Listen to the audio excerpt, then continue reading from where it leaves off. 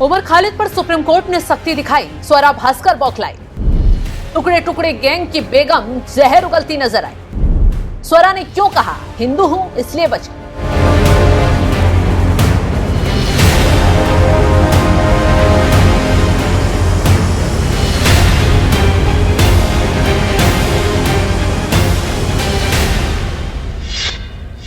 नमस्कार, आप देख रहे हैं एनएमएफ न्यूज में आपके साथ शब्द।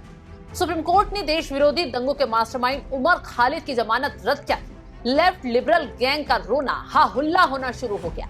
इसी गैंग का हिस्सा बनी फहाद अहमद की बेगम और एक्ट्रेस स्वरा भास्कर, जो पर्दे से हटी तो वामपंथियों की गैंग में जाकर ही रुकी, मानो उन्होंने वामपंथियों की विचारधारा को आगे बढ़ाने का काम शुरू कर दिया हो। इन दिनों उमर खालिद जैसे देश विरोधियों की सो कॉल्ड प्रवक्ता बनकर स्वरा जेल में बंद उमर खालिद के नाम पर आंसू बहा रही।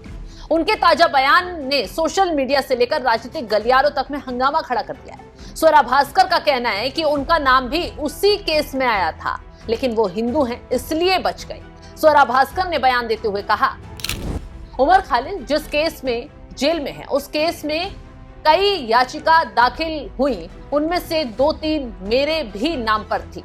इत्तेफाकन मैं हिंदू घर में पैदा हुई, इत्तेफाकन मैं एक सवर्ण परिवार में पैदा हुई, इत्तेफाकन मैं ऐसे परिवार में पैदा हुई जो खुद अंग्रेजी माध्यम से पढ़ा लिखा था, इत्तेफाकन मैं अंग्रेजी माध्यम से पढ़ी लिखी हूँ और इत्तेफाकन मैं बॉलीवुड की फिल्मों में काम कर चुकी हूँ। इसलिए शायद जिन लोगों ने उमर को उन्हीं केसों में और बाकी साथियों को अरेस्ट किया, उन्हें लगा कि शायद ये ज्यादा हो जाएगा। आप एक मुसलमान को आतंकवादी बता सकते हो, लेकिन शायद एक Hindu officer, teacher, professor, mother की बेटी को आतंकवादी बताना थोड़ा ज्यादा हो जाएगा, ठीक नहीं होगा।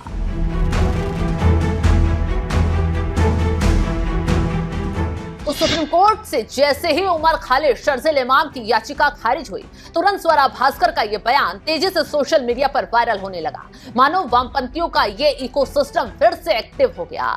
स्वरा ने एक बार फिर साबित कर दिया वो सिर्फ एक अभिनेत्री नहीं, बल्कि एक खास विचारधारा की प्रवक्ता हैं। उनका ये बयान न सिर्फ कोर्ट का अपमान है, बल्कि देश के हिंदुओं को भी बदनाम करने की एक सोची समझी साजिश लग रही है। स्वरा का कहना है कि उनके ऊपर भी वही आरोप होने चाहिए थे जो उमर पर है, लेकिन उनका हिंदू नाम उन्हें बचा ले गया। मैडम स्वरा, कानून नाम देखकर नहीं बल्कि काम देखकर चलता है। यानी सबूत और गवाहों पर अगर उमर खालिद पर पुलिस ने यूएपीए लगाया है, जमानत नहीं मिल रही है, तो इसके पीछे पुख्ता सबूत हैं। सबूत महज कोई व्हाट्सएप चैट नहीं है। चलिए अब जरा उस मासूम उमर खालिद का काला चिट्ठा भी खोल देते हैं, जिसका स्वरा भास्कर इतना गुणगान गा रही है। दिल्ली पुलिस की चार्जशीट के मुताबिक उमर खालिद कोई मामूली छात्र नेता नहीं, बल्कि दिल्ली दंगों का वो स्ट्रेटेजिस्ट था जिसने अमेरिकी राष्ट्रपति डोनाल्ड ट्रंप के भारत दौरे के समय देश की छवि खराब करने के लिए दंगों का ब्लूप्रिंट तैयार किया था। चक्का जाम से लेकर पेट्रोल बम इकट्ठा करने, हर चीज की प्लानिंग में इस शख्स का हाथ था। चार्जशीट कहती है उमर खालिद ने साजिश रची कि कैसे शाहीन बाग के जरिए दिल्ली को बंधक बनाया जाए। पुलिस के पास गवाहों के बयान है कि उमर खालिद ने भड़काऊ भाषण दिए, लोगों को उकसाया कि जब ट्रंप आएंगे तो हम दिखाएंगे कि भारत में क्या हो रहा है। ये मोहब्बत की दुकान के वो सेल्समैन हैं जो दंगों का सामान बेचते पकड़े गए, लेकिन स्वरा भास्कर जैसों को ये फैक्ट नजर नहीं आते। इन्हें तो बस विक्टिम कार्ड खेलना है। स्वरा भास्कर का ये कहना है कि मैं हिंदू इसलिए जेल से बाहर। उनका ये बयान असल में देश के कानून और न्यायपालिका को कटघरे में लाकर खड़ा करने वाला है। सोचिए, ये वामपंथियों की वही गैंग है जो रात के 2 बजे आतंकवादियों के लिए सुप्रीम कोर्ट का दरवाजा खुलवाने पहुंच जाती है, और जब कोर्ट सबूतों के आधार पर फैसला देता है तो इन्हें लोकतंत्र खतरे में नजर आने लगता है। स्वरा भास्कर का फहाद अहमद से निकाह उनका निजी फैसला हो सकता है, लेकिन उसके बाद जिस तरह से वो खास वर्ग के अपराधियों का बचाव कर रही हैं, वो साफ दिखाता है कि उनकी स्क्रिप्ट अब बॉलीवुड से नहीं बल्कि टुकड़े टुकड़े गैंग के हेडक्वार्टर से लिखी जा रही है। याद कीजिए, ये उसी गैंग के लोग हैं जिन्होंने जेएनयू में भारत तेरे टुकड़े होंगे नारे लगाए और उनका समर्थन किया।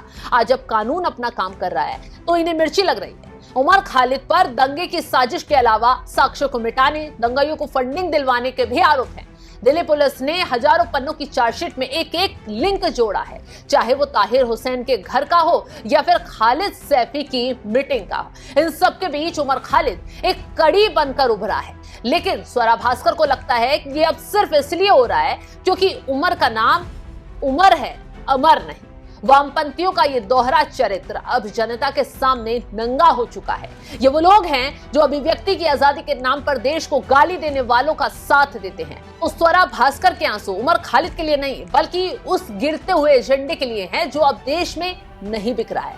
दिल्ली की जनता ने वो खौफनाक मंजर देखा जब घर जल रहे आईबी ऑफिसर अंकित शर्मा के शरीर पर चाकुओं से अनगिनत निशान डाल दिए गए। उन मासूमों के लिए स्वरा भास्कर के मुंह से एक शब्द नहीं निकला, लेकिन एक आरोपी के लिए रो रही हैं।